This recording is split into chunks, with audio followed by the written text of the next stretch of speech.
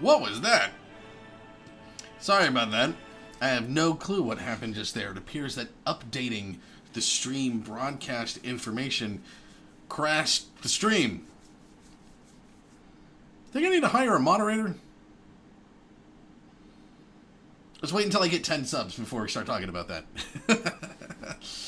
Okay, welcome back. It seems that there's a couple of people who are interested in doing some chatting about tabletop RPGs, so that's what we're going to take care of. The stream is going up now. Let me go ahead and post this deets on all relevant chat channels. Stream restored.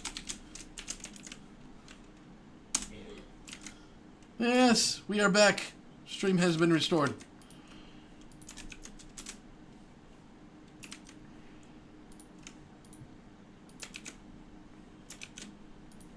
Yes, type it in all relevant channels, letting all person who watches me know that the stream is back.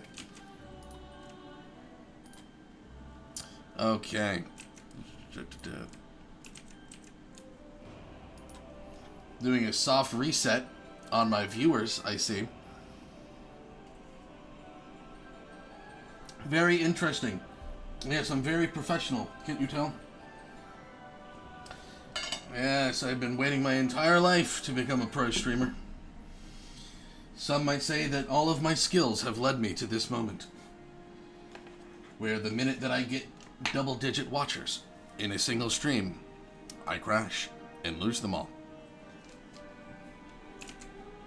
That's exactly as I intended. Yeah, you don't even know.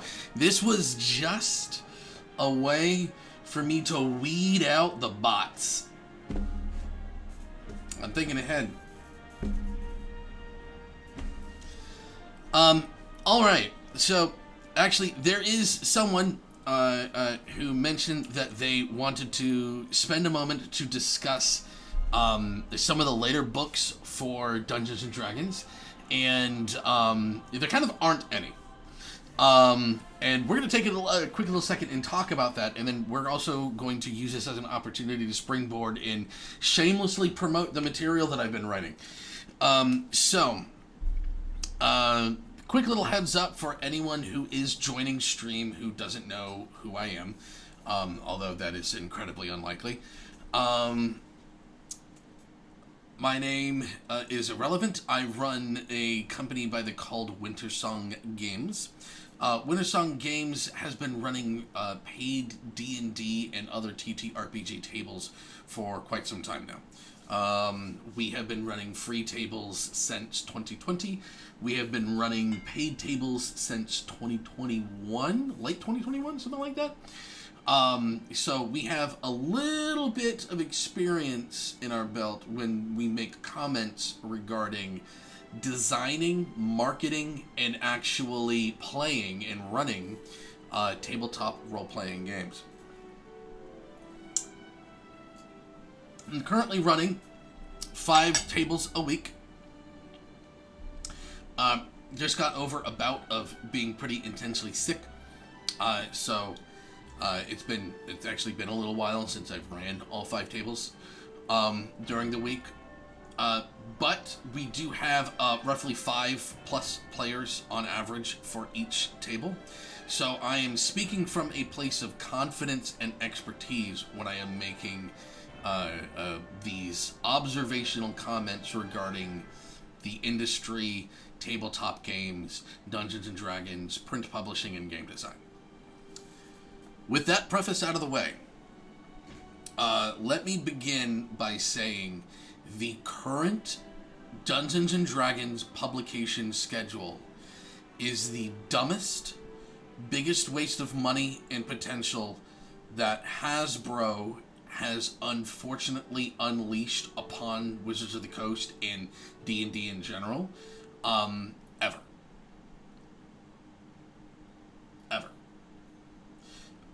The fact that there is not a new supplemental Dungeons & Dragons book every single month is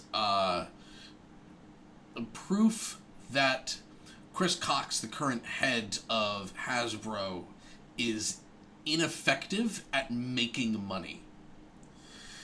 The C-suite leadership at Hasbro for about a decade now has been complaining that they have not been receiving a lot of money from Dungeons and Dragons, and they don't feel confident in their ability to generate revenue, particularly quarterly revenue, through the company if they were to focus on D&D. The reality of the situation is that D&D is so fucking easy to write material for that this multi-billion-dollar company could crank out a new book, a supplemental book for D&D every single week and be able to sell it for $20, and they would crank out massive profits just from selling physical books. Physical books that are each less than 100 pages with about 20 pages of full spread artwork.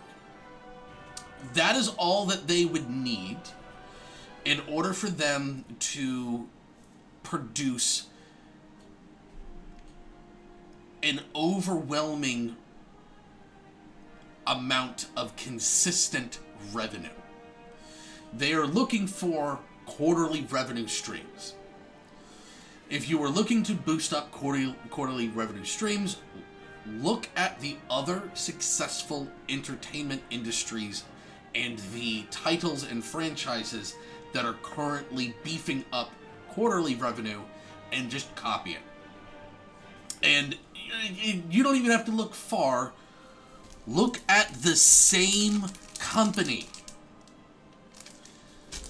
Magic the Gathering is currently making more money than it ever has, than any trading card game ever has.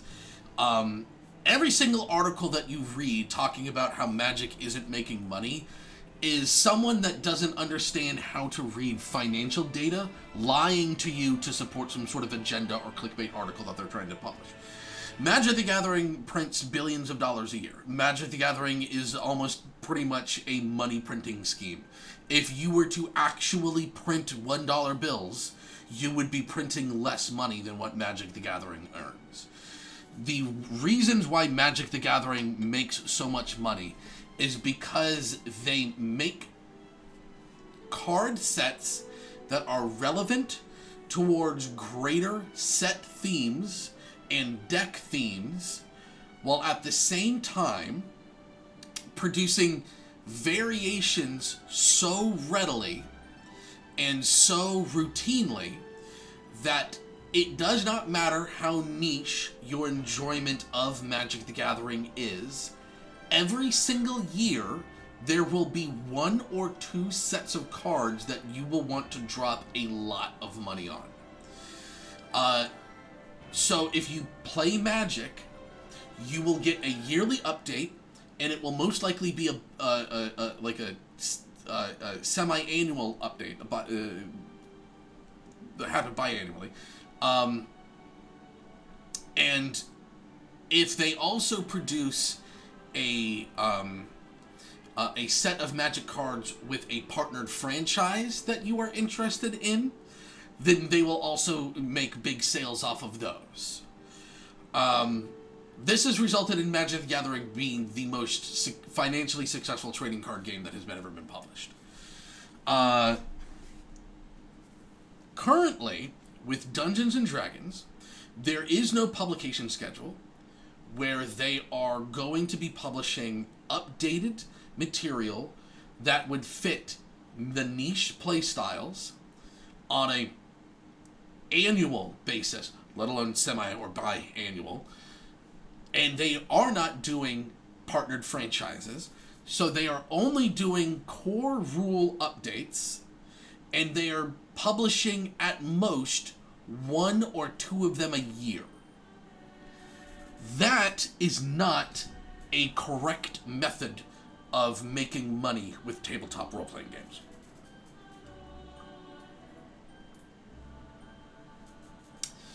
Here is an example. I'm going to pull something up here on stream.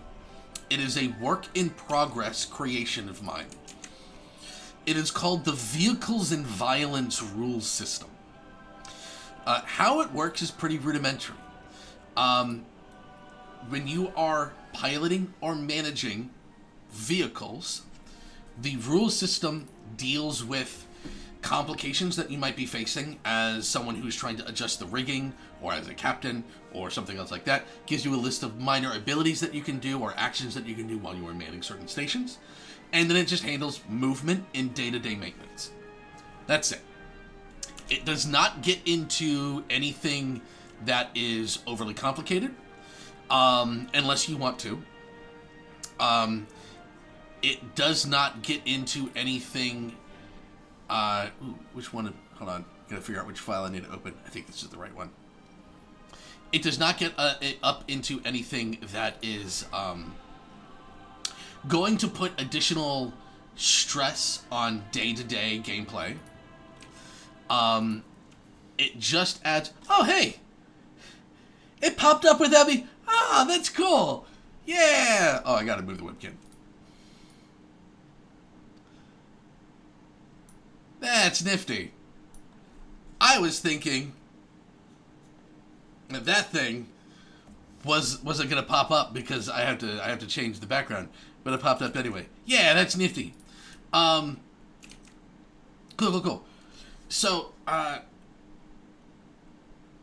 this minimalist approach to adding depth means that players can ignore so much of these optional rules and still be able to take what they want out of it. If they don't want to deal with day-to-day ship maintenance and the types of rules that would apply to them, cool, just go to the ship combat section. Got you taken care of. If you don't want to deal with complicated ship combat and you're doing a campaign on a ship and you just want to learn do you have your supplies? How do you manage this sort of adventure? You can just look at the day-to-day ship maintenance rule section, and it's got everything that you want on there for it. Each individual system is isolated in and of itself, and each individual system references only itself. It is completely modular. This is what Wizards of the Coast should be doing. They have professional multi-billion-dollar assets. Even if they only had a limited multi-million-dollar budget, for them to have so many gaps in the publication of their flagship title is a failure to understand how to market and make money with your game. When the 2024 rules update came out, there was a woman who is a YouTuber who I shall not mention by name because both she and her audience are incredibly inflammatory and toxic. If you are familiar with the YouTubers that talk about D&D, you will probably know who I'm talking about. She is a noise merchant and muckraker who lies very, very frequently in order to make Dungeons and Dragons look bad. She lied about the sales numbers for the 2024 D&D rules update. That woman and the people who are like her are only looking at one single slice of the pie, and they are thinking that these incorrect numbers that they are operating off of are an indication about the viability of products that are available for sale. This is quite far from reality. Much like Magic the Gathering,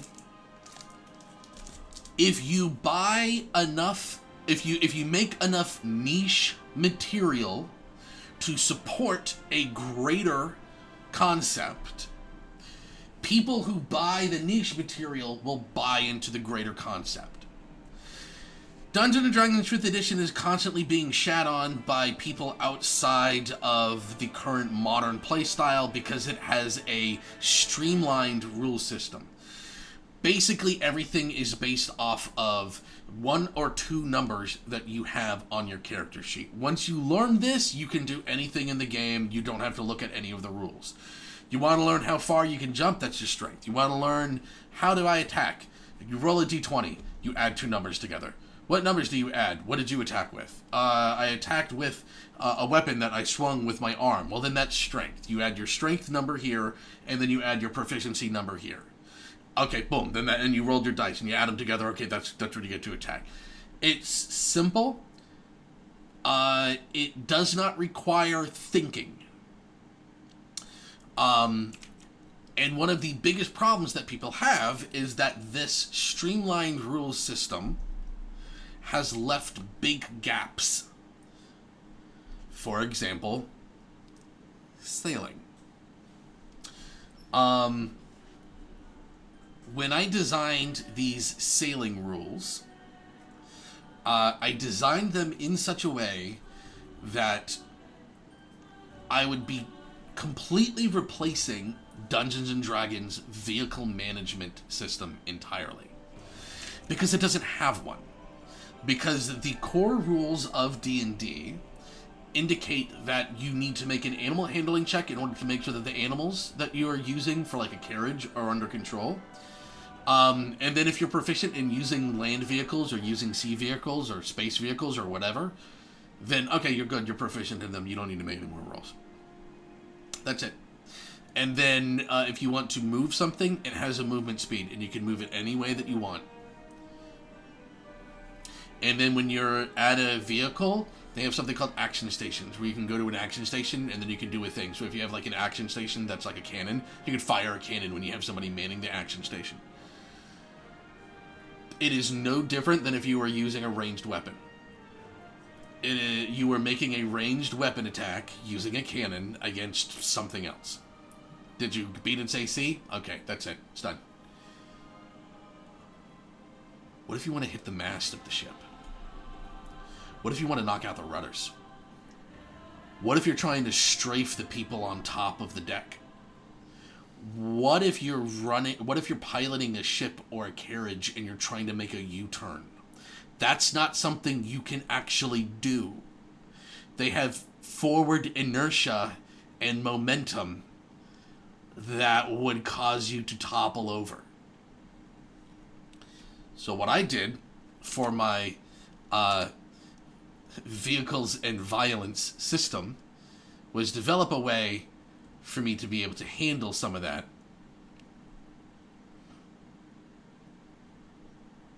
And I added some equipment.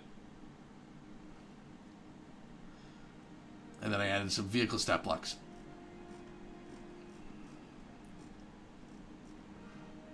The actual rules for combat start on page 9. 1, 2, 3, 4. Wait a minute. This looks weird. Try this again. 1, 2. No, that's it. When it goes turning the vehicle over here on page 2, that is the end of the combat rules. Everything else from action stations on has to do with special rules that you can add to spice up the combat. Special actions that you can do as the pilot. They don't actually have to do with the rules of managing the vehicles at all. That took me about 6 hours to write, edit, review, edit again, and then I played around with it for another 6 hours, and I was like, no, playtest firsthand is done. Now I need other people to playtest it in a session for me, but it's finished. The fact that Wizards of the Coast cannot spare 12 hours with people who are more talented than I am, who are better at this with better resources than I have, to write 2 pages of an optional rule system that would fill in the blanks, publish it as a $5 optional pamphlet supplement, put it on D&D Beyond for $1 or as part of their monthly sub, or otherwise monetize what is effectively a day's worth of work, is why D&D is going to long-term enter a kind of age of regression. Yes, in 3rd edition, Wizards of the Coast, who had just purchased Dungeons & Dragons, needed to recuperate on the massive amount of debt that they had just accrued very, very, very quickly. So they published many books for you could buy them for $15. They were only 30 to 40 pages, but it was an adventure with some optional rules and a class or a prestige class or something. And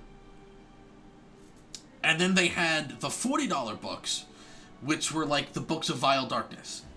And they were full-blown tons of prestige classes, new spells, new items, new adventure material, new optional rules, new kinds of stuff. $40.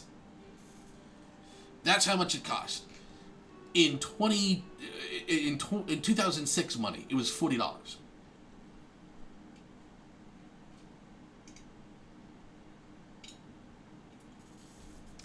So, the fact that Chris Cox is not allowing... Chris Cox is the CEO of Hasbro, for those I don't know.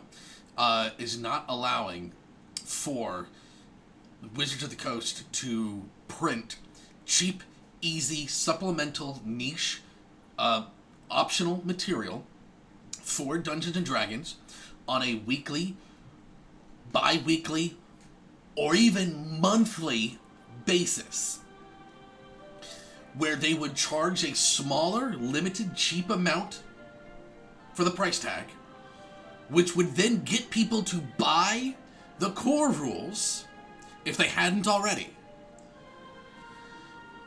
They are not capable of fully comprehending how much money they are pissing away by doing this.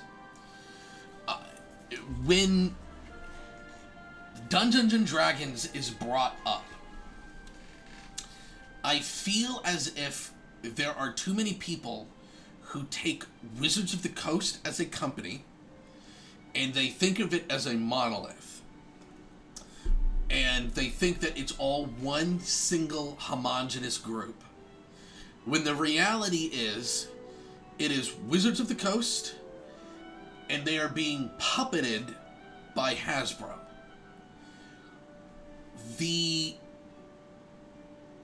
design elements of current published D&D material has been lackluster and untested, and has been published with such rapid disdain for the previous way of doing things that I don't foresee D&D remaining financially viable for Wizards of the Coast.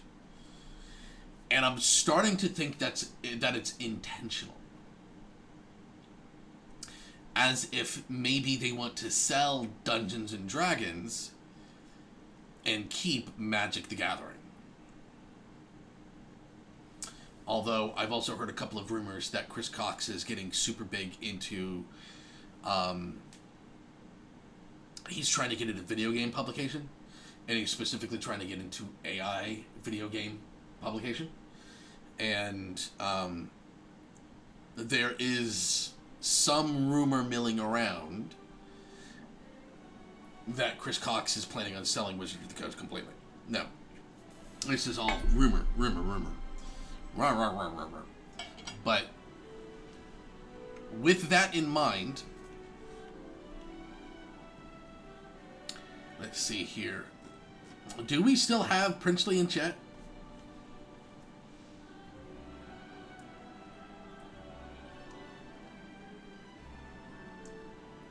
Yo! You had mentioned before, you were interested in talking about... No, it's fine that you're listening. You had mentioned before that you were interested in talking about some of the new D&D material. What sort of thing about the new D&D material were you interested in? Just like what was available? Or like, or sort of how... is there anything that was good that's new that's coming up? I was kind of ranting a little bit about why there's no new material and how bad of a decision it is. And I've kind of deviated a little bit from whatever you were asking.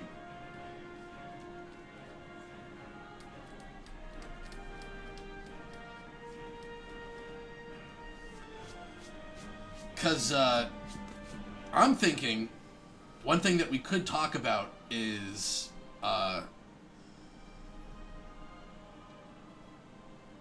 the new archives. One thing that we could talk about real quick, I could showcase, is one of my classes.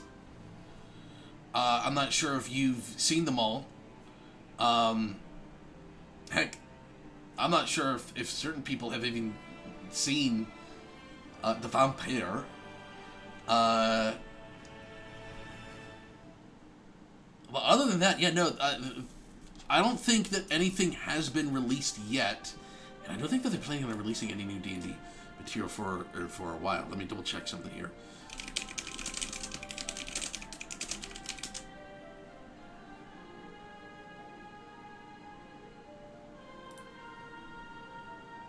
Ravenloft: The Horrors Within seems to be the Oh wow, dude, they don't have anything going on until summer.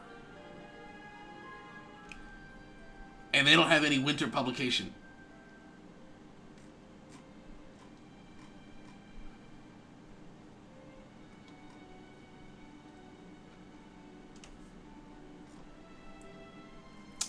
Wow. Holy crap. Now, it's not because of Magic the Gathering. It's because of Chris Cox. It's because Chris Cox does not...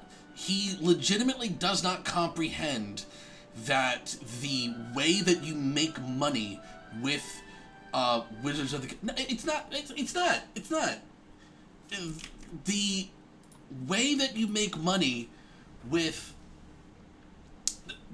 Wizards of the Coast's Dungeons & Dragons and Wizards of the Coast Magic the Gathering are fundamentally the same methods. Chris Cox does not comprehend this. He is trying to turn D&D into some sort of multimedia platform. He's trying to get into video games. He's trying to get into movies. He's trying to get into digital distribution. He's trying to get into anything but the one fucking thing that'll make him just a shitload of money, which is if he just makes quality, regular, small, cheap updates to the game every 2 weeks, every month. That's it. That's it. That's all that he needs to do. 20 pages, 40 pages, 60 pages as if it's a month. And then a couple of books that are more than 100 pages a year. Make them $20. Throw in just a couple of quick little things of artwork. Have them include adventure hooks. Have them have a couple of NPC stat blocks, couple of spells, couple of items, 1 or 2 new subclasses, and then an optional rule. Some type of optional rule. That is how people spend money on TTRPGs. And that is why nothing is being released. Chris Cox doesn't comprehend this. He's an incompetent manager in general, but he is divorced from the idea of print distribution as being a viable method of making money. That's why they leaned so heavily into trying to get people to subscribe to D&D Beyond. and now D&D Beyond has like bled all of their subs because it's not worth it. Where's the updates? $15 a month updates, $50 a month, and you get constant updates, monthly updates. Okay, that's worth it. You get all of the previous material and all of the new stuff and tokens and all these other assets and tools. Sure. But you no longer get all of the previously printed material, and they don't do regular updates anymore, and their tools are constantly having problems. So his digital distribution idea has failed. He does not understand how to make money with this product because he thinks it's different than Magic, and it isn't. And if you want to look at proof that I am 100% correct,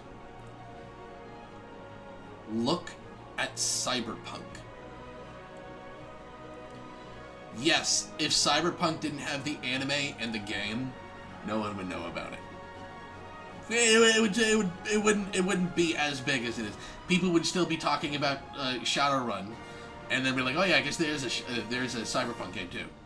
Yeah, I guess that's also a thing.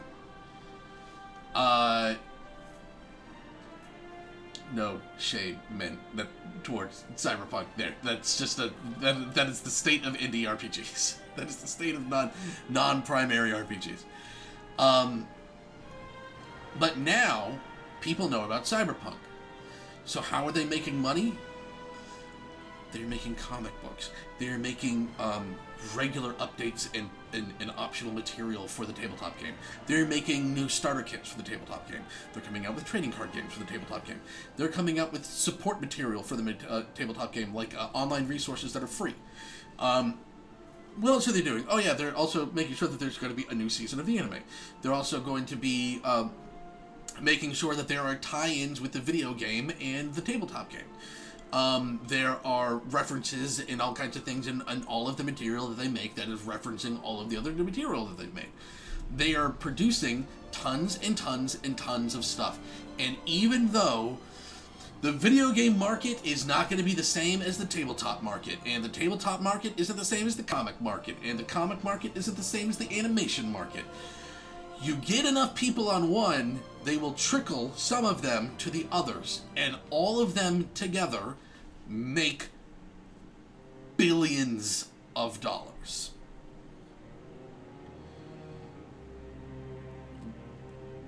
It's just a complete hogwash waste for Chris Cox to be he's pissing away money. He's pissing away money because he doesn't like the way that he could make money. But anyway. Okay. The new Artificer content is going to be the last thing, which I know that came out last year, in summer, right? Summer or spring or something like that.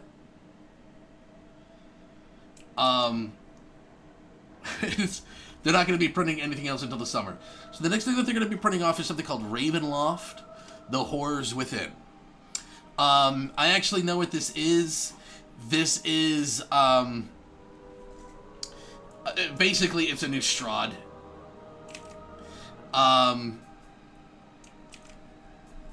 This is the Domains of Dread. Yeah, they're making it. It's a new Strahd. They're revamping a couple of things. They're expanding on Domains of Dread. Technically speaking, this is the first Ravenloft book since the 2024 update, right? But this is like they're thinking that Strahd is the reason why people play D&D. It's kind of building on what I was saying earlier. Strahd is not the reason why people play D&D. Strahd is the thing that D&D players played when they wanted to have some cool fun. I don't think Ravenloft is going to be the revitalizing oomph that Dungeons & Dragons needs. It says that they are coming out wide release June 16th. Looks like pre-orders are getting theirs a month early. Good fucking luck. Yeah, the last 3 times I pre-ordered a D&D book, I got it a month after the general public release date. People like Gothic Horror and, yeah, COS feels that, yes. Or Call of Cthulhu.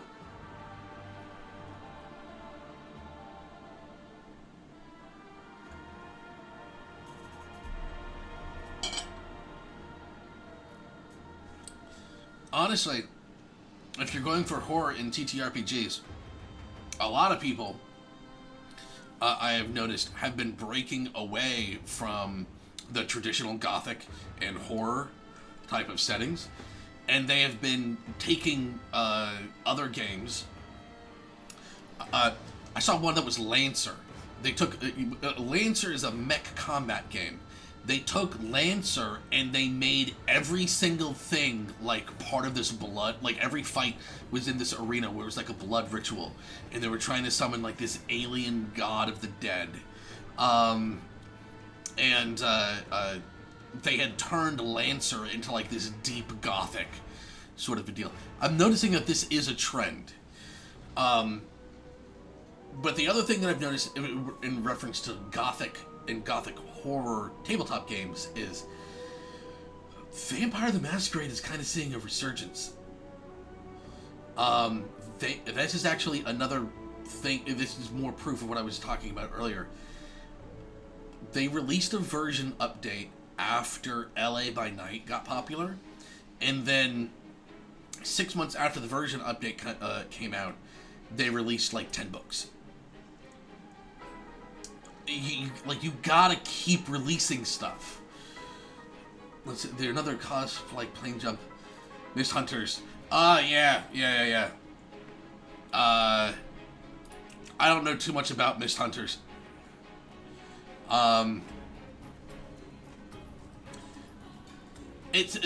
Mist Hunters has always seemed like all of the other Spelljammer type stuff as well. It seems like it would be fun to read, but not play. How are you going to tell? It's like the Rick and Morty game. How are you going to tell a game where you can't, like literally at any point your players can fuck off?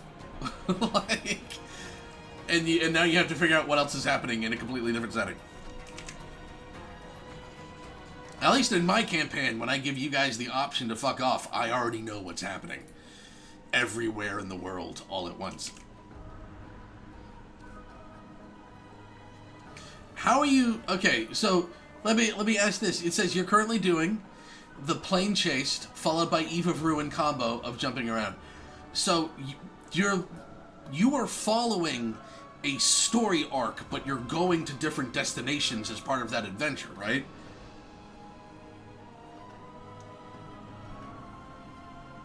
Yeah, okay, so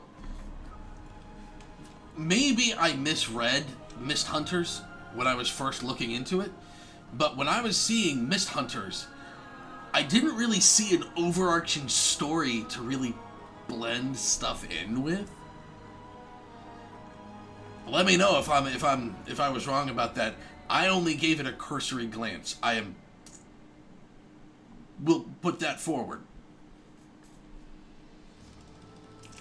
And I just, when you hop around so much from place to place, setting to setting, yeah, I don't get excited about that. Yeah, no, Mist Hunters doesn't have much of an arc. It's an Adventures League. Okay. Yeah, I can't get hyped for it. But the next thing that they're doing after Ravenloft is something that they're calling Arcana Unleashed. I don't know what this is. They seem to have Arcana Unleashed and Arcana Unleashed Deadfall. From what I am looking at here, I don't see them going into any details about it. Let me look this up on Google.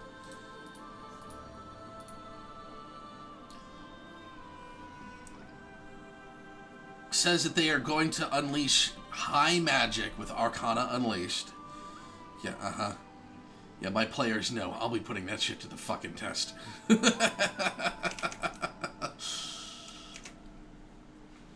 Let's see. It's going to have some subclasses. Arcana Domain Cleric, Arcane Arch. Okay, so it's going to be a subclass update. So it's going to have the, it'll have the Unearthed Arcana subclasses for the Arcane subclasses that will be featured. They're going to be retooled, recontextualized. They're also going to be adding a couple of extra subclasses that are new. They're also going to be putting back in and updated Enchanter, Necromancer, and Transmuter. It's a subclass update. They've got items, artifacts, and spells that are coming along with it. But it says, this is the only thing that I'm really interested in, evolving magic item system that allows magic items to grow in power as characters level up. That I'm interested in.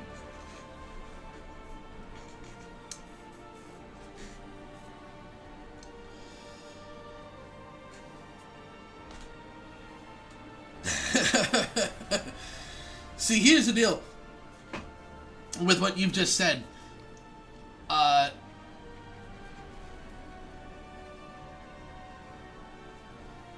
Okay, so I'm reading the chat here. I'm going to read off chat.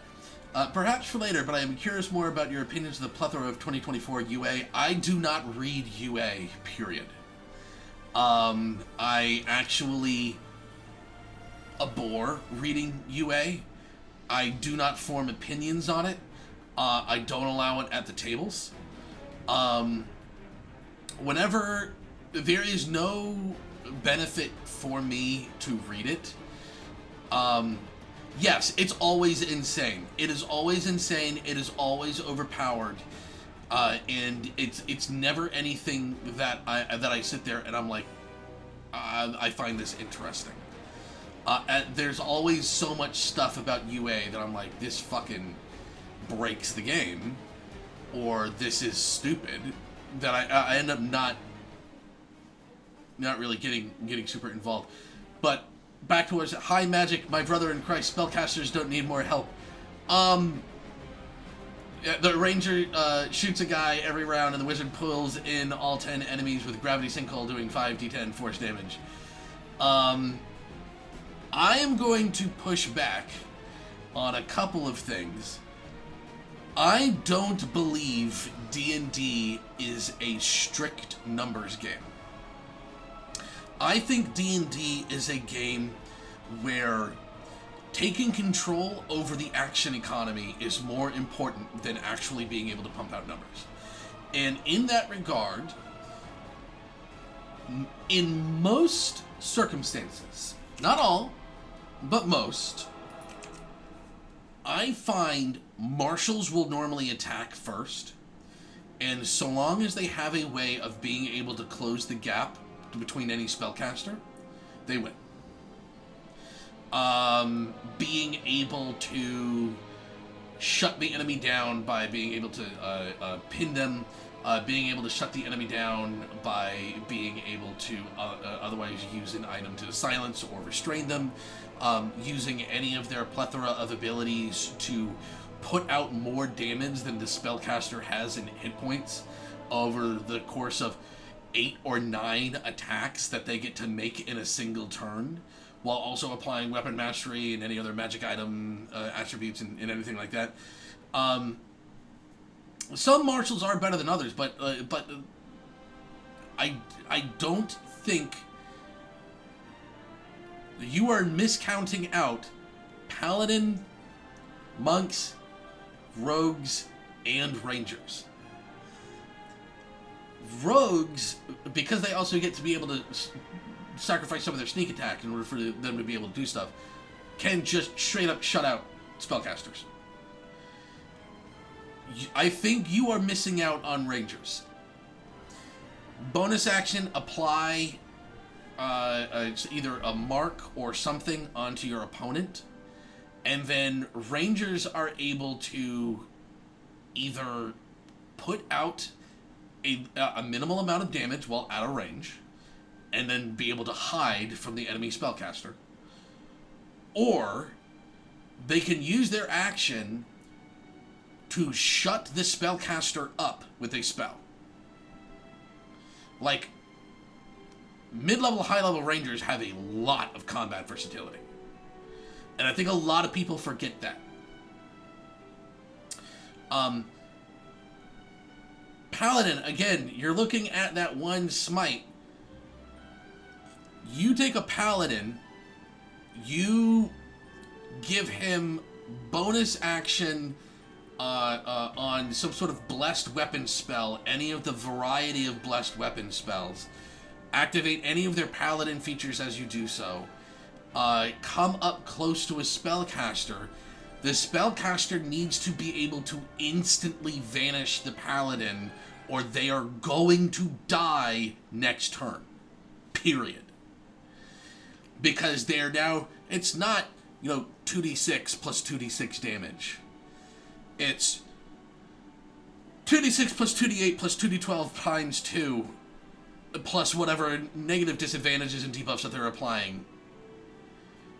Yeah, exactly. Like, and that's one attack, and you didn't crit, and you also didn't do a divine smite.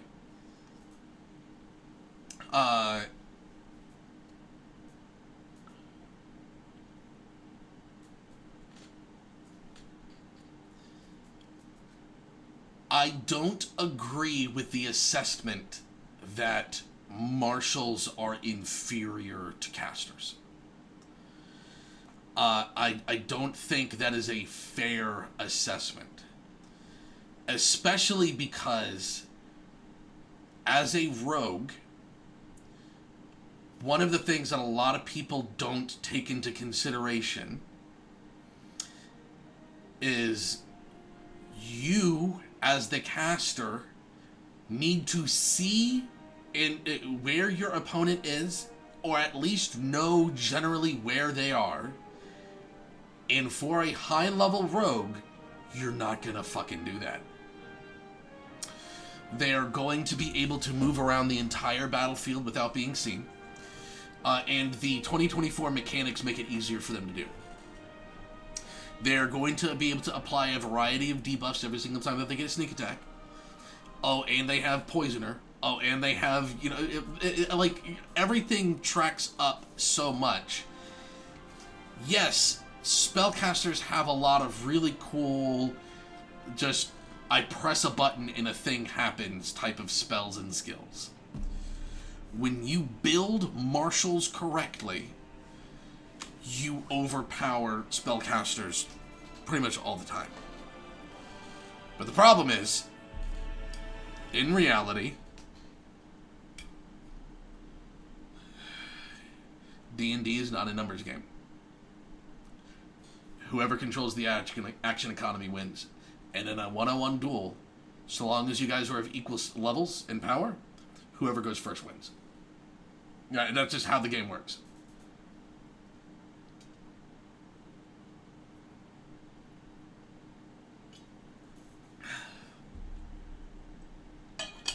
Yeah, because if that wizard goes first, you better hope.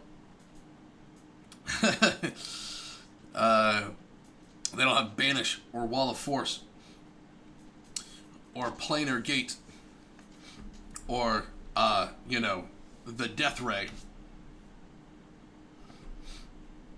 Doom. Doom! Doom! Doom!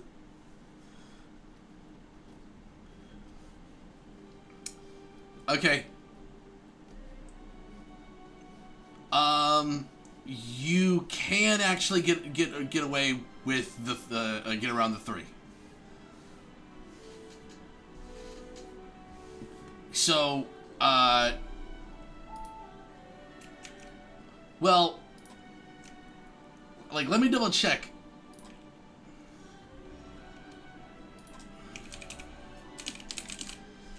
before I say this, because I've done it. But give me a moment here.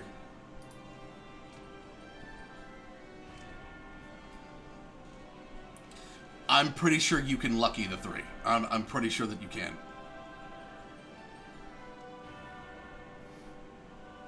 Yeah, no, you can totally lucky it. Yeah, so, the way that the portents work, is you, before someone rolls, you change their roll. Lucky and similar features allow you to re-roll a result. So your portent changes the result of a roll to, the 3 or whatever you want it to be. If I had lucky, I would still be able to re-roll your portent. Yeah, if people were telling you that, then they are wrong. Think of it as making a sandwich. Portent is not the bread. Portent is the meat. The bread comes on after. It's a dumb fucking analogy. I'm just really hungry. Yeah, no, that would have been an incorrect ruling.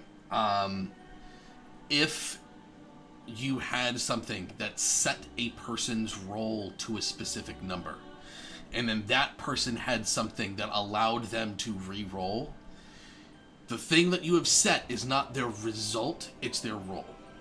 So they can re-roll that roll. Yeah, no, that's what I'm saying. Like initiative is what I'm saying. Like, it's hyper important. Like, when you have 2 people at the same power level, it does not matter if they are marshals or casters. Basically, whoever goes first wins. The marshals are constantly being derided as being underpowered, and it's because people don't build them correctly.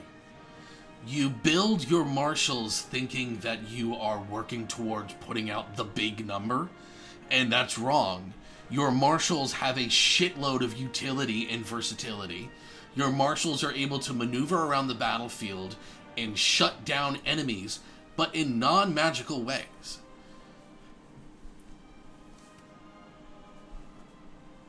Case in point.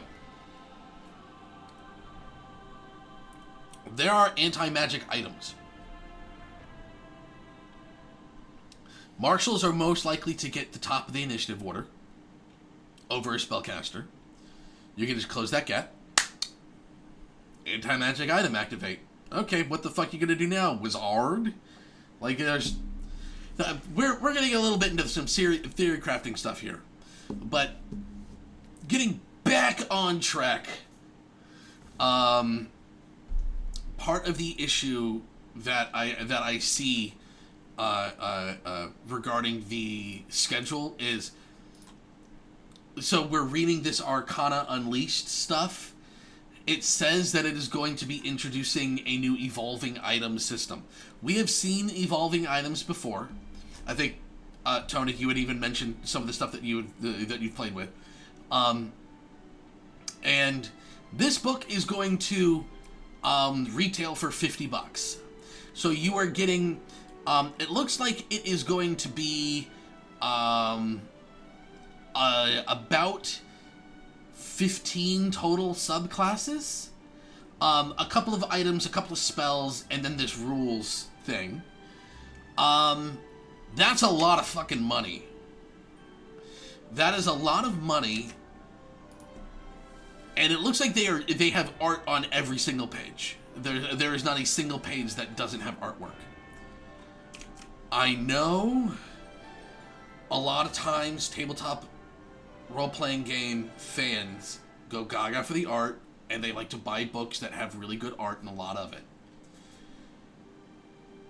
That's too much fucking art. Art on every page is a waste of money.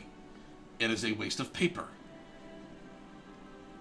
You have spent so much time and money on this that you have now risen your production cost, and it is going to be more difficult for you to make money.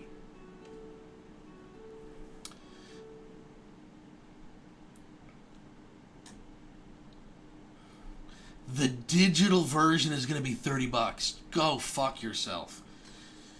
Oh my god. That is insane. That is absolutely insane.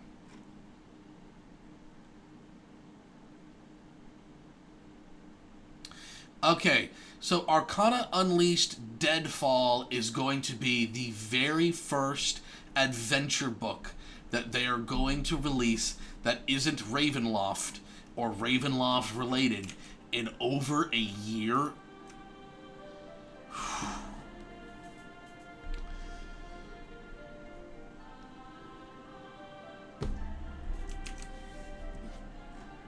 I'm glad that they're finally doing one, but this is kind of what I was talking about earlier. This is what I was ranting about earlier.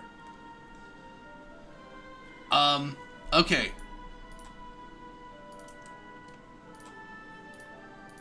So it looks like that is the new upcoming stuff.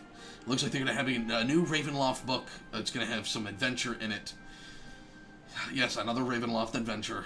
And then it looks like it is going to be a subclass update book that is going to have an optional adventure, but the optional adventure doesn't have a price. Deadfall doesn't have a listed price at the moment.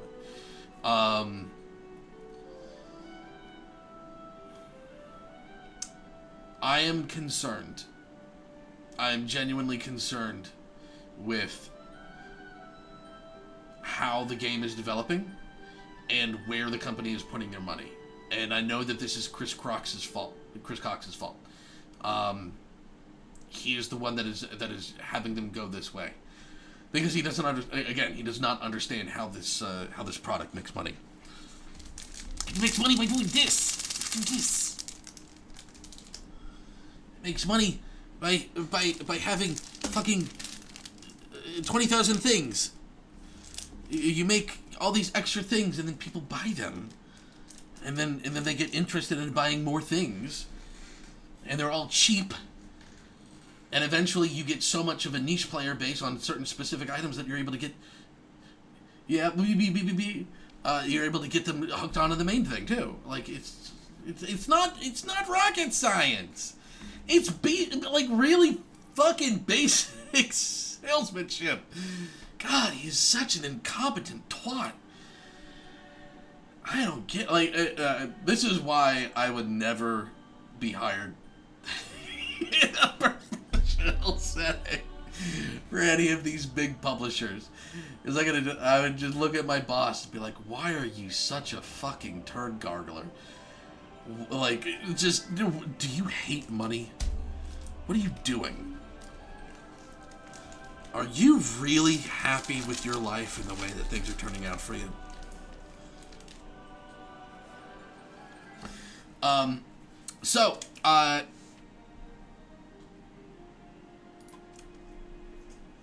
will say, for my players, you guys should have been able to see it here in chat for each of your groups. The backgrounds PDF has been uploaded. Like all the other PDFs, they are works in progress. You will notice I do not have full-length descriptions for each of the backgrounds. That's because they are still very much a work in progress.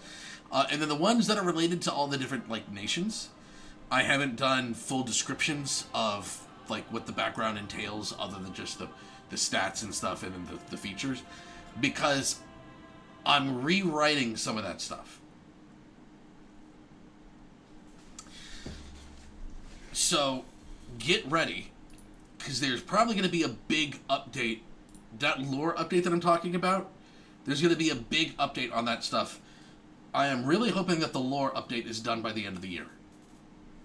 The next thing that I'm working on is feats. I'm actually going to be working on some of those tomorrow. I'm hoping to get the feats done by Saturday. Feats are easy. And then I am hoping that I would be able to get the vampire class done next, and then the item update, and then I will be re-releasing each of my classes that have been sort of tinkered, and then I've also got a couple of, you know what? I have my shoes off. Don't tempt me. And then I will have some updates on the subclasses that are already come out for each of my classes. I have been retooling Ardent, Scoundrel, even Vampire, and Summoner. This ain't that kind of stream. I don't know. What was that one chick's name?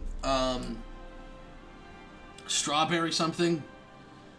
The one that had a dedicated butthole crack cam? Yeah. This is part of the reason why I didn't... This is part of the reason why I did not want to start streaming. Yeah, here, let me pull... Now that I don't have to pull this example up, let me close out this. Let me pull up something that I've been working on, class-related.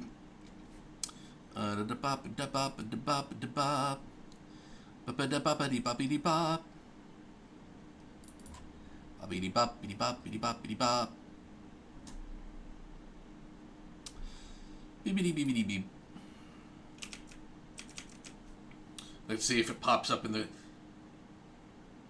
corner. Hey! Yeah, this one is very much a work in progress. It's even still got the fucking thingy. The placeholder. Little cover art here. But let me go ahead and give you a sneak peek. Yeah. Vampire. So this is what I have written down for the Vampire. This is what Naga has seen. Naga is the only one that has seen this document. I've already finished the other Vampire subclasses, although I'm currently still retooling them and balancing them out. So bear with me. This is only going to have the base class and the first of the subclasses. Yes, let's put my title. Let me go ahead and pop this open. Okay. There's a chill that crawls up the spine as you find yourself alone in a strange land. There is something that lurks just outside of the peripheral, lingering only long enough for you to acknowledge it exists before it vanishes from sight completely. And then I haven't finished the next part. Those that accept this nightmare, those who embrace it fully, are known as the Vampire. Vampire are a special class that comes with special caveats and requirements. To begin with, upon accepting this class, a certain number of traits associated with the creature species are replaced. Vampire will also become detected with any magic or special senses that are capable of detecting undead creatures. People who are Vampire also become physically unable to eat, sleep, or drink as normal people do. Certain Vampire subclasses will give special eating and sleeping requirements. In the world of Winterheart, there are only two ways a normal person can become a Vampire. The first is by accepting a pact with a much more powerful Vampire and being turned, a process which normally involves pledging fealty and unlifelong servitude. The second is to have been an undead of Mistheart who has existed for long enough and spread their affliction to enough people to grow in strength and evolve into a proper vampire. In the world of Winterheart, vampire are hunted upon discovery.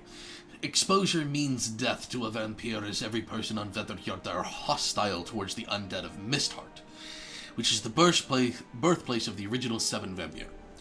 Due to this restriction, it is not recommended that players try a vampire for their first class on Winterheart. Fledgling vampire are exceptionally vulnerable. It is not recommended that new players of tabletop gaming try to play a vampire of level 7 or lower. Vampire are monstrous in their abilities, but not necessarily monstrous in their nature. Now, there's already been a couple of changes to this document. First off, vampire hit die.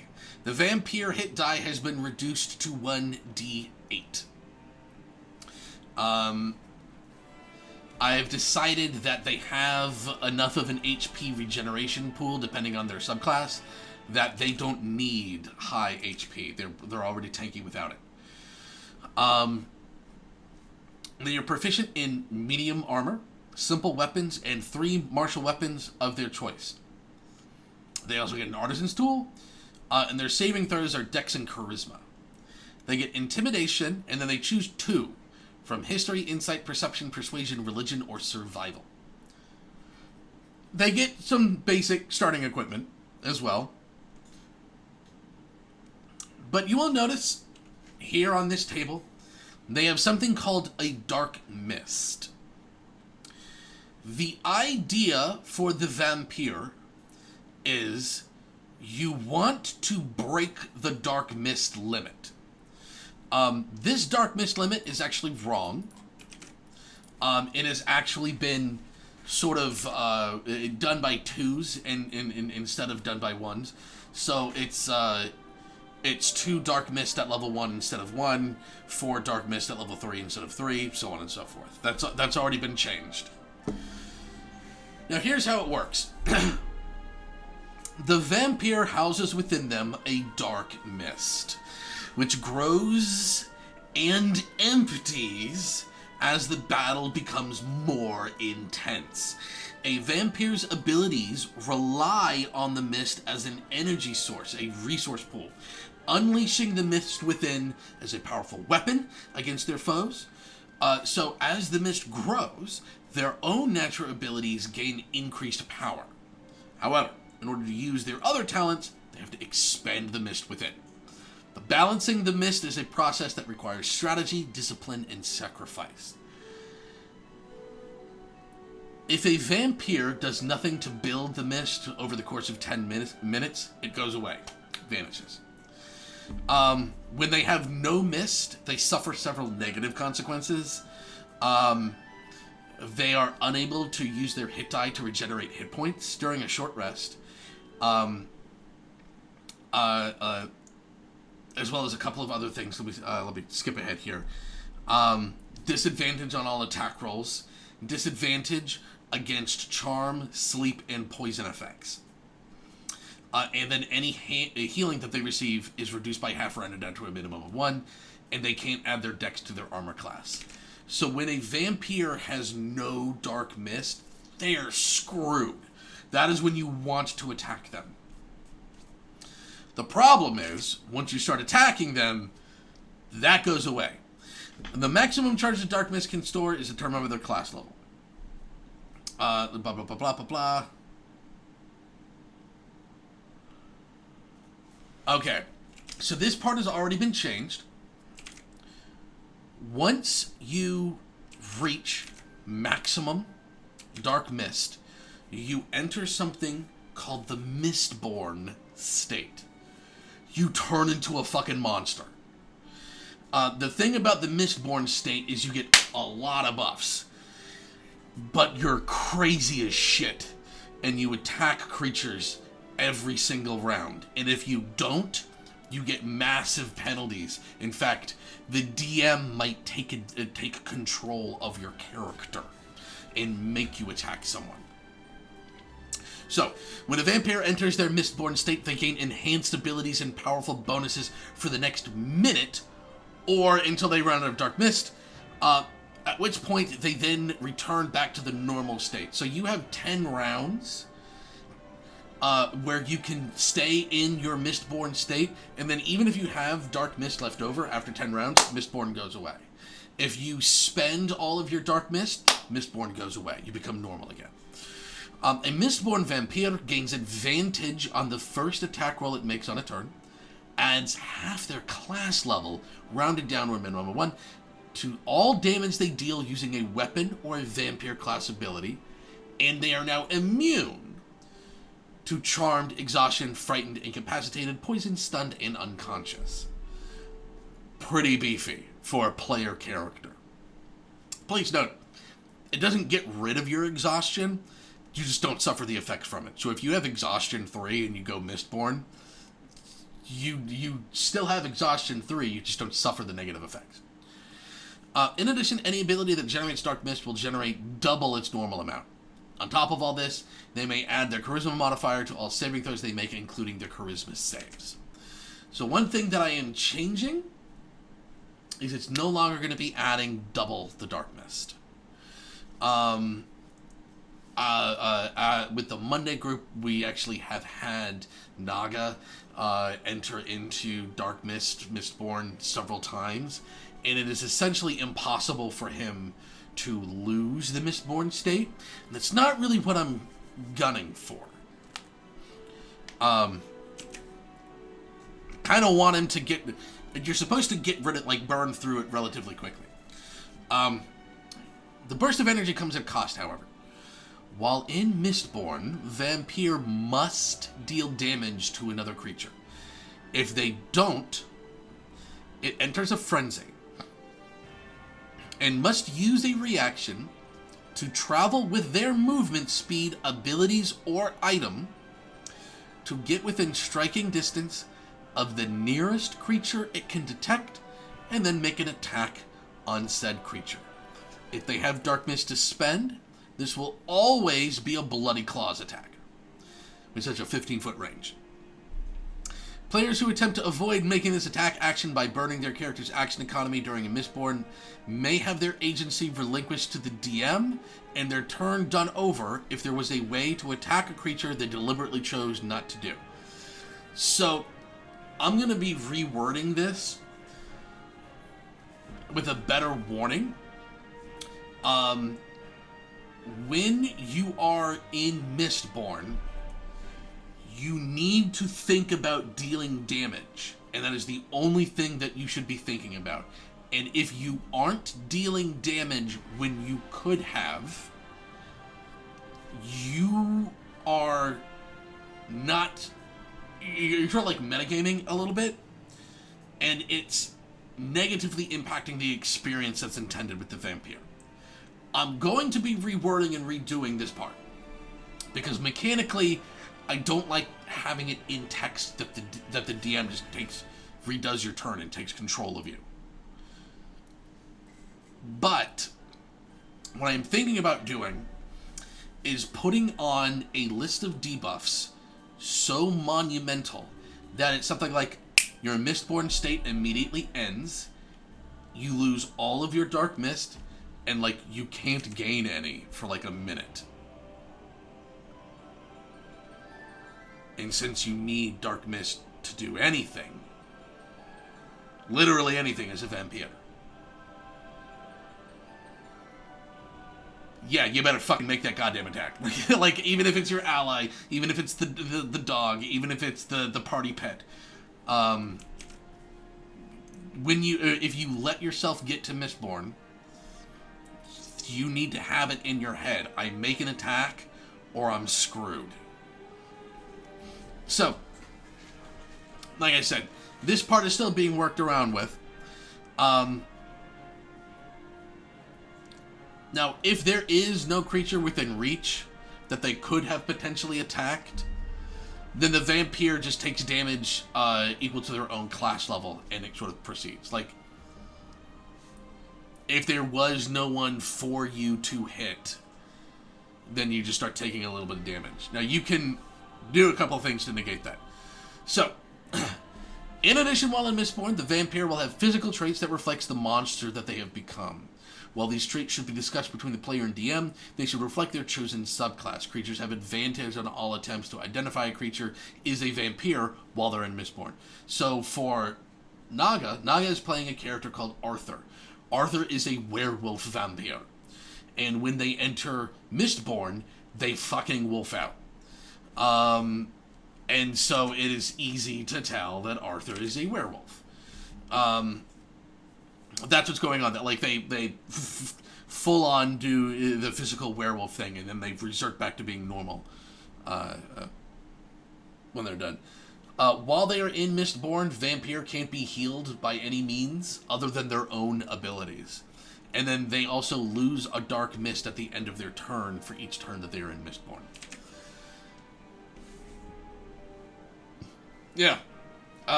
So that's Mistborn. That's the Dark Mist, and that's the Mistborn. This is the cornerstone of the class. All of the other abilities that they have kind of revolve around them either staying alive or building mist.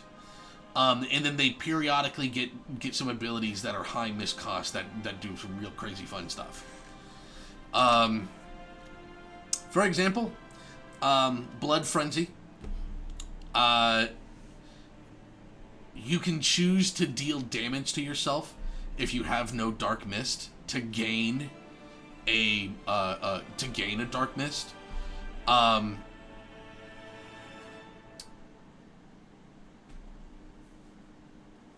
probably going to get rid of the extra damage that Blood Frenzy does. Currently, you get a number of D4s equal to your proficiency bonus as bonus damage if you gain a mist from Blood Frenzy. Probably going to get rid of that. The idea is if you start combat with no Dark Mist, it's really, really, really difficult for you to build it. So Blood Frenzy is like you rip open yourself, and now you've got the damage, you've got the blood pumping, you've got the Dark Mist, and you no longer have disadvantage, you no longer have all these negative consequences, you're just going at it. Blood Drinker is the next ability. It costs the Dark Mist, so now we're using the Mist. The next a roll that you make as an attack roll is at advantage. Only be used once per turn, though. If it hits, the vampire heals themselves by an amount equal to the modifier used in the attack roll plus their proficiency bonus. Bloody Claws.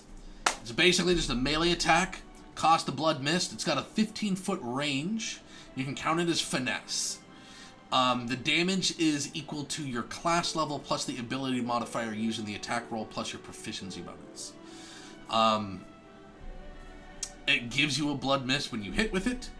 And then after a creature is hit with it, they need to make a wisdom save against your DC, or they become frightened until the end of your next turn. Yeah, Naga's character wolfing out was pretty cool. We were saving that. I had the artwork and the token and everything there. Press the button. They also have something called Mist Seeker. You pay a Dark Mist, you add your Charisma modifier to the attack and damage rolls, and then at level 11, you also add your Wisdom to the rolls. Mist Traveler, you spend a Dark Mist, you move up to half your movement speed from your species speed to their overall movement speed. In addition, you no longer provoke attacks of opportunity while using your movement speed, which lasts until the end of your turn. So, now we're getting to some abilities that cost just one mist, but they do cost a little bit of mist. Not super great, but they do give you some bonuses. Here we go, Aura of Fog. Bonus action, Dark Mist, and you cast Fog Cloud. And this is all stuff that they get within the first couple of levels. Call of the Night is their next feature. They get it at level 3.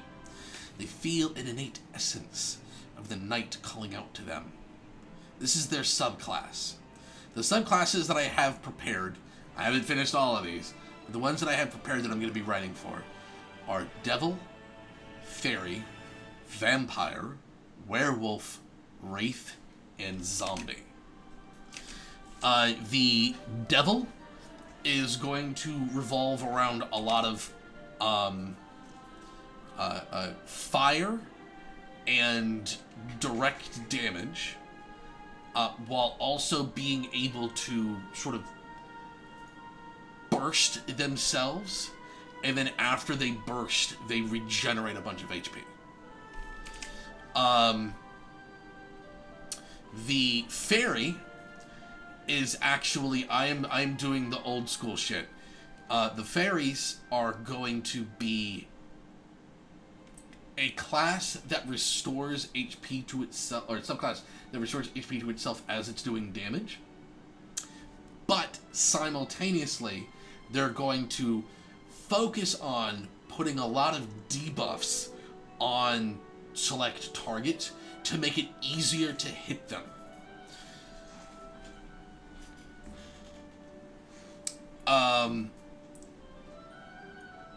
One thing that I should probably clarify a little bit of this.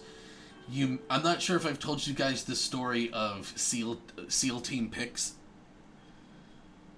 And in the Pixie Marines. But the bottom line was, I made an evil fairy queen, who it turns out was a conquering empress that was torturing the souls of Fae that we had killed from the Unseelie Court. And she was guarded by SEAL Team Pix, all these counterspell, dispel magic pixies that were armed with assault weapons. This was a while ago. And I'm kind of reusing some of those ideas for the fairy subclass. You won't be getting assault weapons, but they're kind of like, they put debuffs on people that just make it more and more difficult for them to be able to do their abilities and makes it easier for you to hit them. The vampire subclass for vampire is going to be the big damage... Devil is going to be the big damage dealing class. It's going to be a damage dealing class that can fly. They are going to use a variety of unusual abilities to do damage rather than just slashing things and biting them. Being able to summon shards of the night and hurl them as blades at their opponent, bursting the blood that exists within their enemies after they bite them. Stuff like that. Being able to poof away into bats, of course. Of course, you gotta have that, right? Werewolves, you'll see in a moment. Wraiths are supposed to be an alternative tank support. I know, I've just taken a DPS class and I'm turning it into a tank support. Wraiths make it so that they become incorporeal and they are able to put debuffs on enemies. And then after Wraiths get struck or take damage, they are able to activate other abilities that then empower your allies. So that's how they do. That's how the Wraiths are going to be a support. And then the zombie subclass is just straight up an HP tank. Yeah, that's it. They are going to have tons of ways of building temporary hit point shields. And then as they build this temporary HP shield, they unlock other abilities. And punish creatures for attacking them.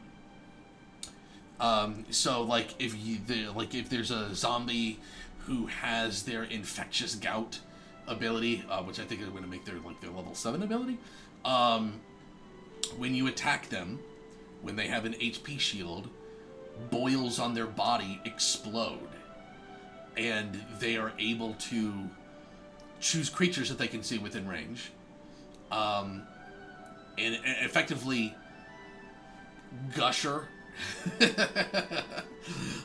zombie pus on them, and it affects them with a bunch of diseases and shit that end up negatively impacting their stats and stuff. Yeah, the zombies are going to be a very gooey subclass. But let's move on. Let's move on. Mist Infusion. You consume a dark mist, and then you heal yourself half of your class level rounded down for each dark mist that you consume. This is how Vampire are supposed to heal themselves, since they can't heal during short or long rests. They do not get their HP restored on a long rest. They can't use their hit die on a short rest. I think we've already implemented a change. Mist Infusion uses your hit die. So you get an extra amount each time that you do it, and I think it was half your class level rounded down, minimum of 1. But you also roll your hit die, and you get your hit die back when you use Mist Infusion. So the cool thing is, these guys get to restore their HP in combat. The bad news is, they kind of can't restore their HP through any other method.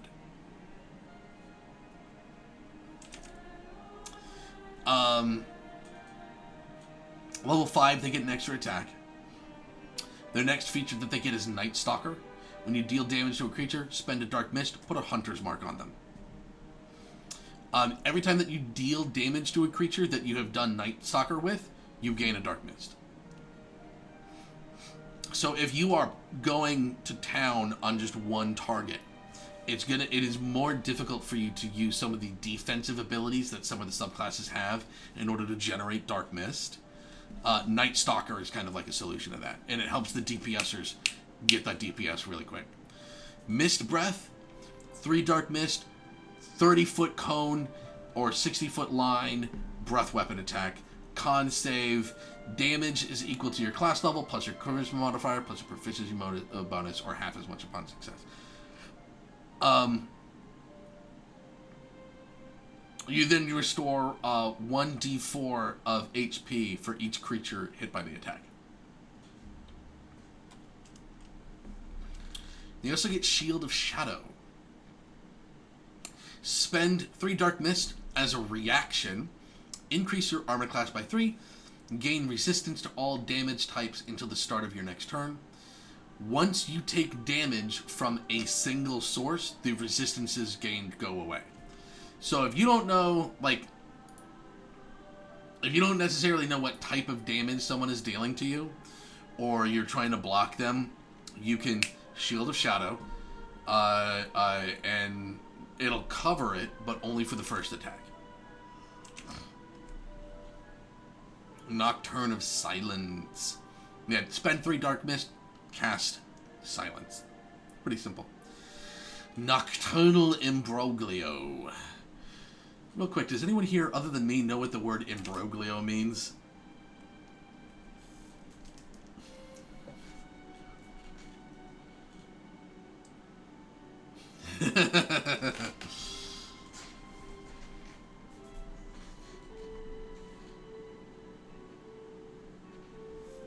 Yeah.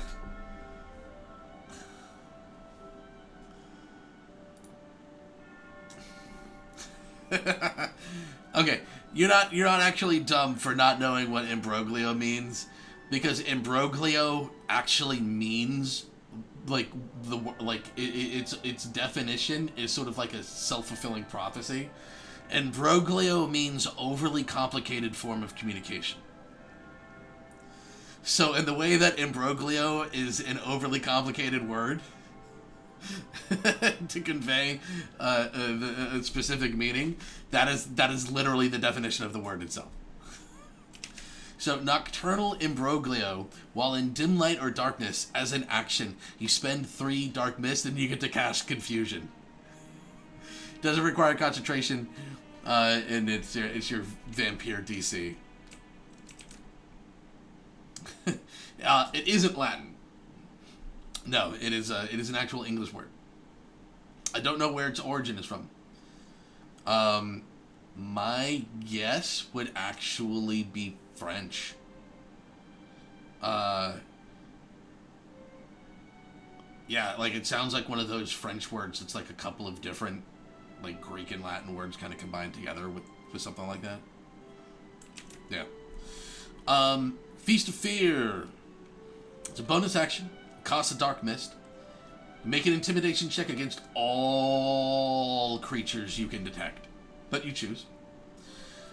They oppose with a Wisdom save. If they fail, they become frightened of you until the end of your next turn. If they succeed, they're immune to it for 24 hours. Cacophony of Screams. Bonus action, 3 Dark Mist. You let out a howling wail that pierces the mind of all creatures you choose within 30 feet of yourself. They make a Wisdom save. If they're frightened of you, then they have disadvantage of it. Creatures that fail to save take cycle damage equal to your class level or half as much upon success. So this is just, you're getting this at like level 11. So you walk into a group of people, you spend 3 Dark Mist, and you cause like 4 or 5 creatures fucking 11 damage. Like, it's pretty simple. Desecrated Strike. After you hit someone with a weapon, unarmed strike, or bloody claws, as a bonus action, and for 2 Dark Mist, you may add 4d6 psychic damage to the roll.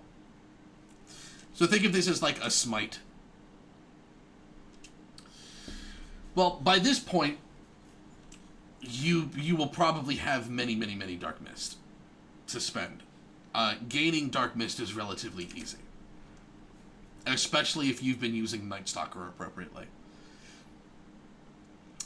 The next ability is called Unholy Pact. When you die, you don't. When you get brought to 0 HP, you are instead brought to 1 HP. You become immune to all damage types, but cannot be healed by any means until the end of your next turn. You then drop to 0 HP and immediately make your first death save.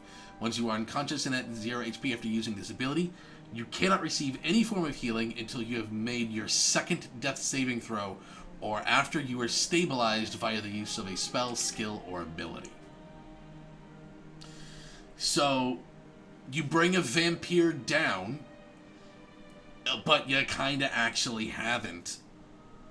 What you've actually done is triggered a 1 turn where you can tank literally everything, figure out how you are going to position yourselves, and then at the end of that next turn, then the vampire goes down, and you can't bring them back up. Someone will have to run over Spare the Dying, or stabilize with a medicine healer's kit, and that's how you can get them up on the same turn, because then a second person can come in and sort of like, boom, heal them. Otherwise, they have to wait until the second death save before you can bring them back up. The Midnight Hour. While in dim light or darkness, so long as you are not unconscious, you regenerate hit points equal to half of your class level rounded down at the start of each of your turns. If you are already at max HP, you instead gain a Dark Mist. This is going to be changed. Instead of half your class level, I'm going to be making it your proficiency bonus.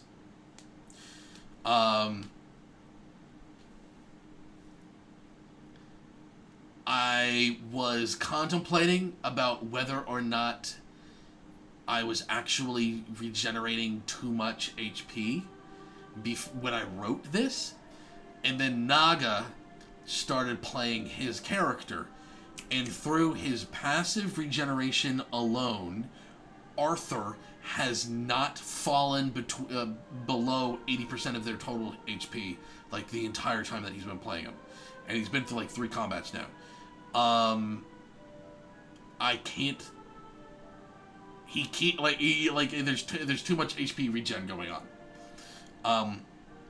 So that plus the mist healing from earlier, they're both going to be getting a nerf. They're all there's so many abilities that I've written for the vampire. I don't think I need to buff up the regeneration. Plus, this is what I was saying before.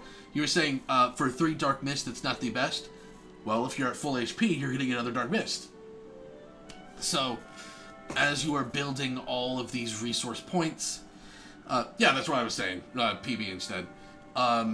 As you are gaining all these extra Dark Mist from all these other different sources, the things that are costing you Dark Mist that aren't just generic action, like attack things, are costing a little bit more because you have the points to spend.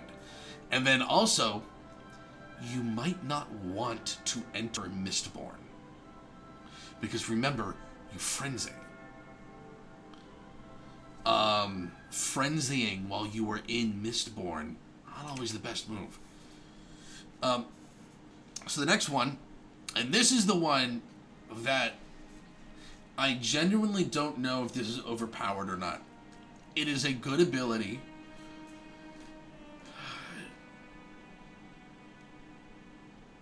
Because other classes and creatures and things have like just one or two ridiculously good things that they have available, I'm just not sure about this one. It's called the Nocturnal Nimbus.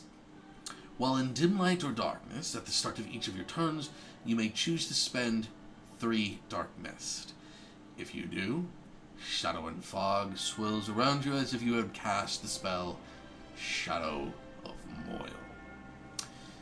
It does not require concentration. It will go away at the start of your next turn unless you spend a Dark Mist to maintain it. So, if you don't know what Shadow of Moil does, it is one of my favorite spells in TTRPGs.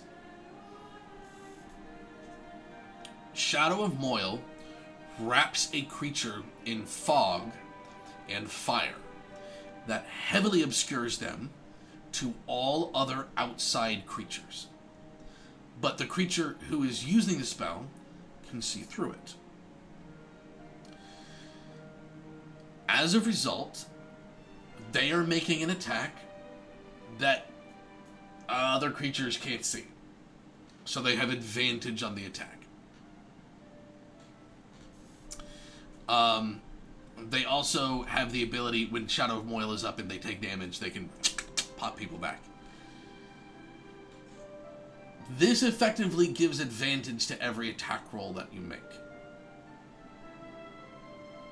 And so, I am wondering if perhaps it is a little bit too much for me to add this spell. The caps on Dark Mist aren't super high. As you level up, because you gain more ways to build Dark Mist, your Dark Mist caps do go a little bit higher. The maximum is 20 at level 20. It normally goes by 2s. So at level 11, your maximum Dark Mist is 12. That may change. But yeah, no. For Nocturnal Nimbus, I can't decide if whether or not it is a legitimate overpowered advantage. Now, Arthur has been using the Dark Mist. I've been using Shadow of Moil.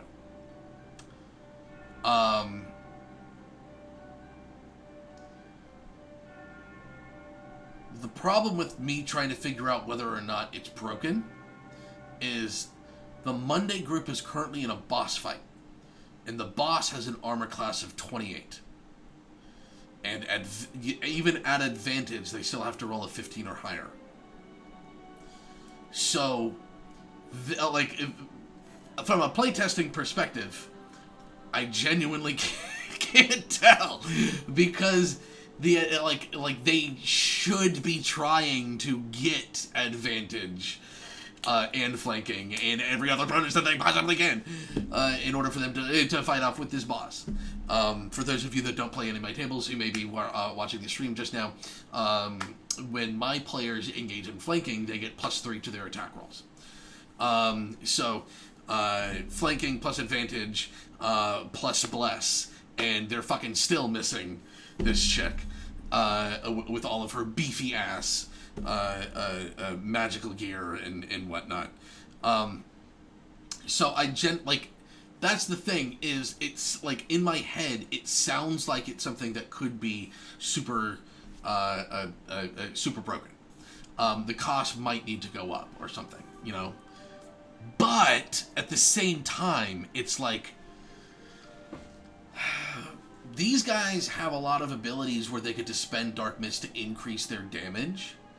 They don't have a whole lot of abilities that actually modify how they do attacks. and grant them bonuses to their ability to attack in any way. So, does a 3 or 4 Dark Mist cost advantage? Is it really that broken? So I'm not sure on that one. I'm running some more tests. So one of the very last things that they get, and this is for end game Vampire, is something called Clarity of the Night. I might be getting rid of this.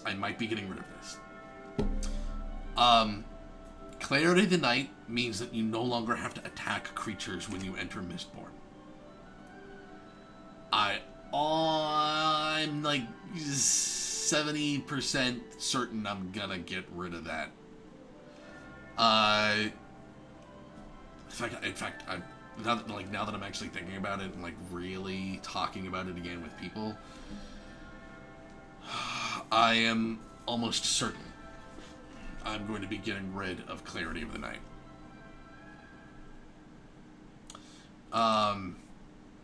They don't need it, so long, especially since the way that the frenzy is going to be negatively impacting them is going to pop them out of Mistborn. I don't want them to. So that's going to get getting rid of. The next one is Pain in the Universe, though. I'm not getting rid of this one. Shadows bend to your will. You become shrouded by darkness whenever you wish, making all bright light within 15 feet of yourself dim light, and all dim light within the same space into darkness. Whenever a creature is damaged within this space, you may choose to gain either gain or spend, a Dark Mist. You may only gain a Dark Mist this way once per each unique creature that is damaged, and cannot gain more than 3 Dark Mists using this ability per round of combat. If you choose to spend a Dark Mist, the next damaging attack, spell, or ability you perform that requires you to roll dice to determine the damage receives an additional 2d6 damage. You use this feature a number of times until this bonus reaches 10d6. So, basically, you have a permanent aura that you are able to activate around you. And while they are in that aura, if one of your allies is attacking a creature in that aura, you can gain Dark Mist. And then when you are attacking someone, you can spend Dark Mist. When you spend the Dark Mist, you can spend up to 5 Dark Mist, and that will increase 5d10 damage. Or, I'm sorry, 10d6 damage. I don't know why I said 5d10. I have been contemplating reducing the damage to 1d6 per Dark Mist spent, but I haven't made up my mind yet. It is kind of it is one of their capstone abilities. So, on the one hand, it's a lot, but on the other hand, we are talking about level 17 creatures. And, these guys don't get Disintegrate. they don't get, Smite that increases in damage. They don't get all this other stuff. So Pain in the Universe is supposed to be like, okay, now you done fucked up. Like this is them using their Divine Smite, but they get it at near the end. Yeah, basically, it's a new Divine Smite, and so I'm not entirely certain on whether or not I'm going to be redesigning the damage. But the ability is definitely staying. The next feature, in the last one for the base of the class, is Vampire. When you enter Mistborn, you immediately activate Nocturnal Nimbus at no cost, which lasts until the start of your next turn. You now have advantage on all attack rolls you make while in Mistborn. You use your extra attack, you may attack for a 3rd time. I am going to get rid of the extra Dark Mist that you gain. When you pop out of Mistborn, you may choose to enter Mistborn again with maximum Dark Mist. I am going to also probably get rid of the advantage on all attacks while in Mistborn. So it's probably going to be You become Mistborn, you pop Shadow of Moil, you get a third extra attack, and then when you lose Mistborn, you can gain Mistborn again at full. That is most likely how the recontextualized Vampire capstone ability is going to be.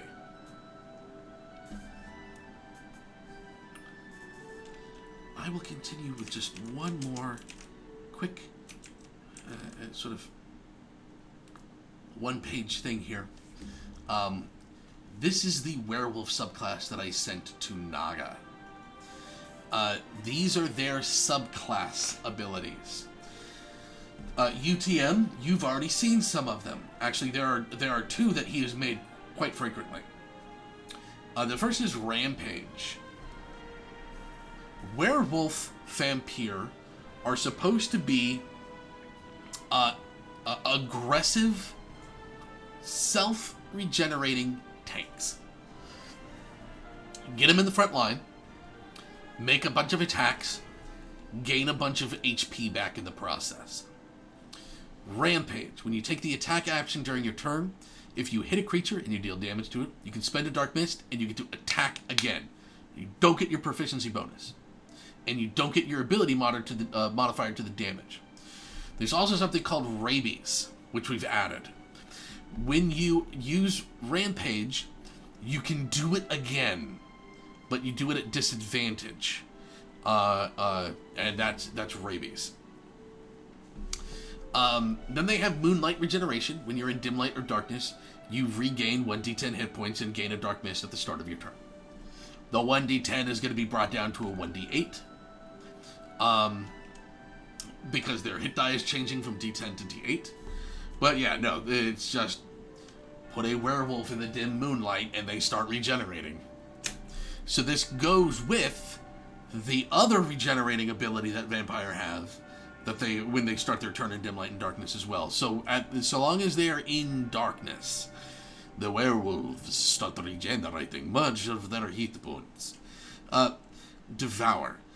When you take the attack action during your turn, if your attack hits a creature and deals damage to it, you may spend a Dark Mist and attack again with a special bite attack. It's a melee weapon that uses the finesse property. If it hits, it's 2d6 piercing damage, and they become grappled. You can use it once per turn. So, for a werewolf, they hit somebody once. Rampage, Rabies, Devour. Extra attack. They get 5 attacks. All as part of the same action. But again, a lot of this stuff does not deal high weapon damage. Devour does 2d6 piercing. Right? So, they don't have that burst. Unless they use some of the Dark Mist abilities. The next one is Chase Them Down. It's a werewolf. They're dogs. So whenever, if you have movement speed remaining at the end of your turn, and a creature that is within range of your movement speed uses their movement speed during their turn, you may choose to use your reaction to move within 5 feet of that creature to an unoccupied space that you can see, and then make an attack of opportunity. Your movement doesn't provoke AOs. If you strike the target creature with his attack and deal damage to it, its speed is reduced by half. So you're a dog, so you chase something that moves. That's just what it does. Midnight Howl is their next ability. As an action and in exchange for 3 Dark Mist, you let loose a terrifying howl that reverberates throughout the land. All creatures within 1 mile are able to hear a haunting wolf howl coming from your direction. Any wolves within that radius of CR2 or lower immediately become friendly to you for the next 8 hours. When you use this ability, your movement speed from your species is doubled until the end of your turn. Or next turn, excuse me. Lastly, when you use this ability until the end of your next turn, whenever you take damage from any source, you may roll a d10 and subtract the total you have rolled from the incoming damage. So, yeah, do a little wolf howl, and you kind of alert everyone to the fact that there's a werewolf. Right? Kinda not good in the Winterheart setting. But at the same time, you get some damage reduction and you get some increased speed.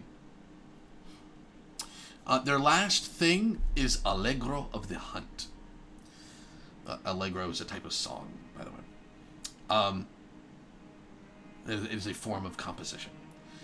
When you enter Mistborn, you may choose to spend 5 Dark Mist immediately. If you do, your size category increases by 1 up to Gargantuan, and you gain the Rending Flesh Ripper natural weapon. You become unable to wield weapons or shield until the infect ends. Rending Flesh Ripper. XD6 in damage, where X is your proficiency bonus slashing damage that ignores resistance. So, yeah, you spend 5 Dark Mist immediately, and you just fucking berserk wolf out. And now you actually deal some threatening amounts of damage. And if you really pump some shit into it, like if you do the Pain in the Universe, and the Desecrated Strike, yeah, you'll pump up that damage really quick. Your hands themselves become lethal weapons as each of your fingers grows claws sharper and sturdier than steel blades. The claws are infused with shadow and blood, count as magical for the purpose of bypassing resistance. When you reduce a creature to 0 HP using Rending Flesh Ripper, you may immediately move up to your movement speed and attempt to rampage or devour a new creature if you have not already used those abilities this turn. And then when Mistborn ends, so does Allegro of the Hunt.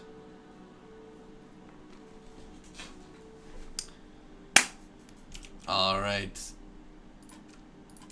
Thank you very much, ladies and gentlemen. That has been the Vampire. There we go. Hey, there it goes. So yeah, this is just the base class and the subclass. The thing that I'm gunning for with Vampire is that they are feature rich as a class, and that the Vampire itself does not have a single feature that you would want to, or that you would end up overlooking. Every single feature that you should have should be something that is actively contributing to what you were thinking about in combat. I would say that was my goal. Playtesting on the Monday group, I think we've got UTM might still be in chat to say, yeah, Arthur is legitimately every turn goes up to the wire on the timer as they're just trying to figure out, shit, I need to activate this, and then I do this, and then I do that, and then I do this, and I do that, and I do this. And they're still not out DPSing the monk or the wizard or the warlock. But they've got so much stuff that they've got going on that their turn is action-packed. And they've got a lot of self-healing and tankability and regeneration. So, yeah. I kind of surprised myself a little bit with how effective the I know that I'm fucking jerking myself off here a little bit. I'm so sorry for all if there's anyone here who has no clue who I am and they just turned into stream, I'm so sorry. I don't normally jerk myself off like this. But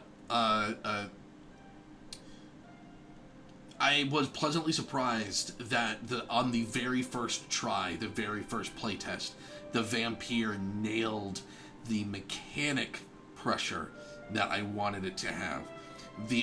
Just the sheer number of viable options that you can do, and you have to choose which ones are available as a martial class. This is kind of what we were talking about earlier. People write off martials because they think that casters just have an infinite plethora of utilitarian spells that they can whip out at a moment's notice. When in the reality, they feel this way because normally when it's a marshal's turn, they run up and they hit something. And what I was trying to avoid when I was designing the Vampire was dispelling that line of logic. No, your martial is not limited into just hitting something. You can build your martial to do all kinds of things. I know that there is already a grappler feature in the game. I have already taken... Excuse me. Lips are getting a little clammy because I've been talking so much. I've already built a new feature that was going to be released with the features update. That is adding additional feats that help out strictly with wrestling, disarming your opponent, being able to maneuver yourself around them, that sort of thing. But technically, if you're building a champion fighter, you kind of already get it. If you build a ranger and you take, I think a hyena is one of the animals that you can take. Every time that the hyena attacks somebody, they get an opportunity to grapple it. And then if there's another allied creature nearby, you get pack tactics. And then if you build your ranger to be a dual-wielding melee ranger instead of a shooty boy, yeah, no, you kind of fuck everybody in the ass with that wombo combo. Because you can grapple them, prohibit their movement, and then using minimal resources, either bring them down or get flanking with your own pet, give your pet advantage, and you are just womp, womp, womp, womp. Just a couple of quick attacks, all as part of the same attack action, and it can stack up real quick. Yeah, marshals get counted out, and they really shouldn't. But, like I said, part of the reason why I designed Vampire the way that I wanted to is specifically because I'm trying to help teach people to get away from that line of logic. And this is going to hopefully inspire people to look at just classes in general a little bit differently. Like the Ardent class, which I may talk about next time. The Ardent class has just so much shit that you can do using your bonus action. How many times have you played a class where your bonus action was the thing that you had to make a decision about? Like rogues. And that's about it. Sometimes bards. Yeah, that's what's going down. Anyway, it has been 2 hours of just me talking about this stuff.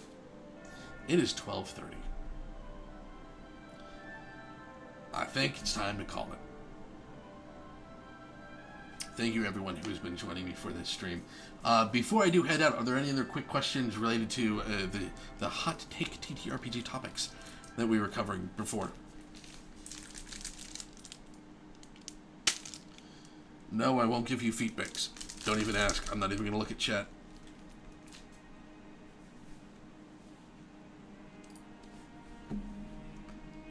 Alrighty then. Then I think that I am going to be finishing up here on this stream. For those of you who are my players, look forward to Saturday. The feat update will be out on Saturday. Your features updates will be out on Saturday. 50% done, and I've got 3 days to work on it. It'll be out. For those of you who are not my players, I don't know how you found me, but thank you. Please follow me online. You can follow me on Twitter on Winters on Games. You can also hit me up Winters on Games at Blue Sky Social. You can always show up to any of my streams here on Twitch or YouTube or whatever. Leave a comment. I will try to answer TTRPG related questions. I will try to answer WoW related questions. Really anything that we have to talk about. Like I said, I have been DMing since I was 20. I am now 38. I have been writing material in a legitimately serious capacity since 2020. And I've been doing homebrew the entire time before then. I will try to address comments with real experiences that I've had, talking about things that have worked for me, things that haven't. So if you enjoyed this stream, show back up for the next one. Give me a follow if you haven't. Thank you to SalGal3. I still don't know who you are, for subscribing earlier, if you're still watching. But yeah, I will be streaming again on Saturday, since I host a session on Thursdays and Fridays. Thursday team, very much looking forward to being able to play with you again. Friday team, very much looking forward to being able to play with you again. Thank you all very much for joining me on this stream, and I hope that you all stay safe. I'll see you next time.